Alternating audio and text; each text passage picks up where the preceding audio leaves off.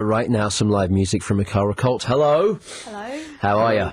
Very well. Good. They're a little bit jet-lagged, everybody, because they've literally just come back from Australia. A couple of days ago, but it seems like a few hours ago to you, right? That's right. Okay, some live music now then from Ikara Colt, live on XFM.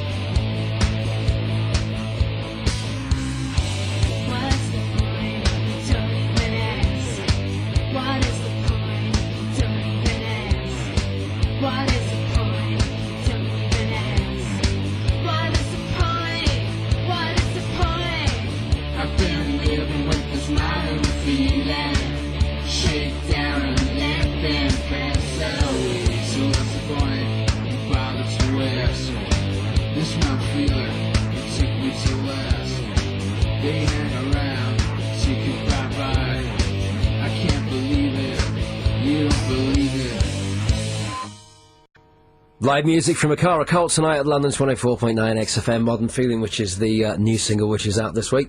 Ikara Colt special guest this evening on XFM.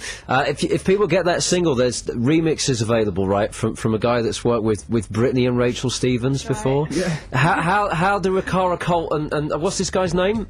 Oh, Niklaus. Yeah, What is Niklaus. it? Niklaus. How do your paths cross with him? He doesn't seem like the kind of person you'd Well- expect Ikara Colt to, be mixing with. Well, I guess we're punk rock, but we have got kind of a soft spot for really good pop tune. Uh-huh. So, I think we'd heard like Sweet Dreams My LAX, and we just really liked Toxic as well, and we were like, why don't we just send it to the guy who did that? And Right. we expected him to say no, really, and then he really liked it. So. Wow. So We did it. Yeah, it was as easy as that, really. It's a good meeting of minds, though, where you can say you appreciate some of his work with Rachel Stevens, and he appreciates some of your work, though. Yeah. Yeah, that's all right. I don't think we sent him our more kind of extreme stuff. Right. I think we just sort of gave him the sugary stuff. Just the stuff that was potential singles, Yeah. right? So he could work with that, Just that track, really. And were you happy with what he did? Did he give you that really kind of crisp Britney Spears sound that she's always got? Oh yeah. Yeah, it's pretty glossy. Yeah, It's glossy. you like that? Yeah, we do like it. That's what we wanted. Let's talk a bit about where you've been recently, because as I said, you're a little bit jet lagged because you were in Japan and Australia back to back, basically. So how did those shows go? Yeah, I mean, you couldn't get a bigger contrast between like audiences in Japan and audiences in Australia. To be honest, it was two different sides, ends of the spectrum. Japanese audience really kind of freaked me out. You play a song, you finish the song, and then everyone claps for like about 5 seconds, and then it's silence. And I'm not joking; it's literally like like Really? that fucking quiet. Sorry for swearing. And It's really unnerving because usually, like this, you know, and even in this country, at least, what you'll get is just a bit of talking. And stuff. And then we go to Australia. In between a song, it's like, "Hey, get on with it, boo," and you know, just the usual kind of stuff that happens. You know, that we found out in Australia. Right, but in Japan they don't have that Foster's drinking mentality. No. Wow. It's very. It was really unnerving. But lots of bands. Was this the first time you played in Japan? Yeah. As a band, yeah, because I've had lots of bands come through this studio that have been to Japan for the first time, and they also get freaked out by how fanatical some of the fans are. There seems to be this stereotype, which seems to be true, that in Japan you do get people that will follow the band everywhere, and then I bet, like, next time you play London, you might get some Japanese fans that were over there that have come to travel. Did you have that kind of fanatical, fan base happening? It kind of was, really, and a little bit. I didn't, I just thought it was a kind of myth, or it happened to the really kind of sort of, the really big bands. Yeah. But, oh no. They were really sweet. I mean, they they kept were, making yeah. us, like, little presents and homemade badges, and that was really nice. So you came home with lots of good stuff from Japan, then, from the fans. Shops. Okay, let's do some more live music. This is Ikara Colt on XFM.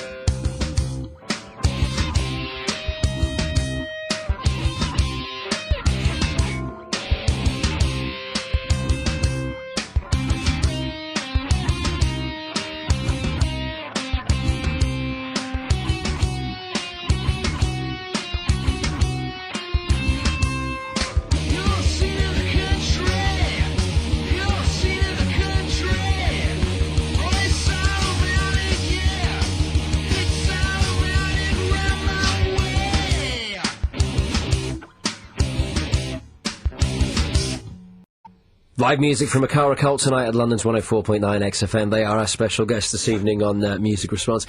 I saw some quotes from you when the album came out back in the summer about the fact that a lot of the songs were inspired by walking around London late at night. That was kind of the vibe that you picked up on. Have you been doing that in, like, Japan and Australia and all these other places? Have you been kind of sampling the different territories as you've travelled around more now? I tell you what I've been sampling. It's like it's the vending machine in the hotel in Japan. Right. I mean, this thing was amazing. It was like kind of HAL off, Space Odyssey. It served whiskey. It did what? It actually had. Now I'm interested. It had whiskey. Right. And whether that's a good thing or not is not for me to say, but this is 24-hour whiskey from a vending machine. Wow. Does it dispense ice as well? Do you know what? Probably. It does. Now you're talking. It's seriously. If you tell me that it's got crushed ice as well, I'll fly to Japan to buy one. This sounds great. This thing, you could actually live off this machine. It was incredible. Wow. That's good. So when you say you were inspired by that, you were going to the whiskey machine late at night, getting whiskey and maybe writing down some song ideas? We wrote loads of songs while we were away, yeah.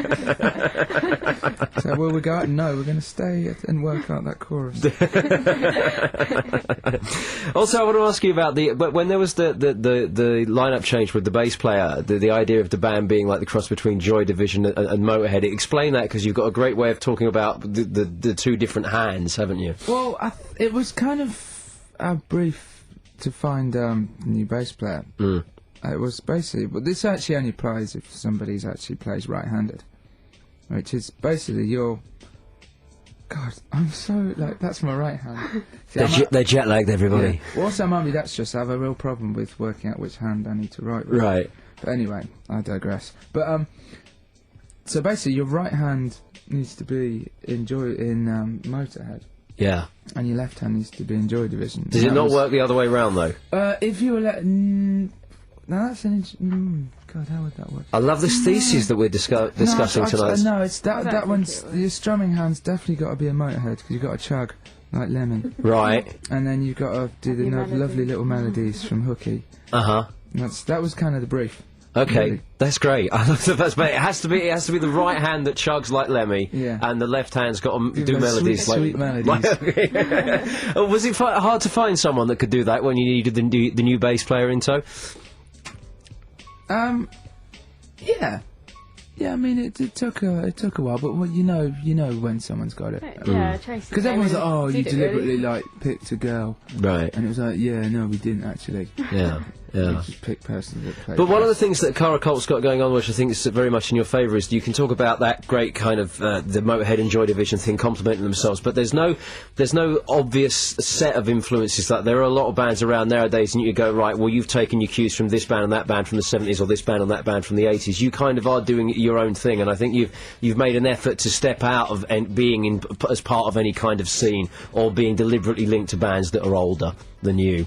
That's very kind of you. Yeah, very nice. Very kind. Yeah, no, you can always spot like bands that all four or however many members they've got are into the same band. Yeah, because they do sound like a carbon copy of the band they're into. It's quite tragic. I mean, Jesus. I think we just try and be as open as possible. Yeah, I think really. so. I mean. Why, might as well just form a tribute band. You'd have more fun and you'd probably have better songs. And to be honest, there's some good money to be made. Absolutely, yeah. The Complete Stone Roses, they played the Mean Fiddler. That's a respectable venue. Some people might say maybe they're better than some actual members of the Stone Roses doing their own thing every so often now. Well, I'm still a great fan of Ian Brown. He's still got it in my book. The other guy, well, that's not for me to say. Okay, now there's stuff coming up that people need to know about. There's a thing at Goldsmiths College which you're involved with, which is a week on Friday if people want to see you. You're actually playing at that, aren't you? We are. Anything else after that we need to know about, apart from the singles out this week? What's happening with other live stuff? I think at the moment that's it for London. Is I think we're going to do some Goldsmiths. European tours. And then I think we'll probably be legging it over the channel. Okay. Around Europe. And hopefully before Christmas it'd be nice to play another London show. Yeah. But for the meantime, you need to get home and get some sleep now. Or just wander around my flat. But remember, kids, the key to great bass playing is chugging like Lemmy with the right hand and playing melodies like Hooky with the left, right? Yeah. It's great. Thank you for coming in. Thank you. Hey, All right. our pleasure.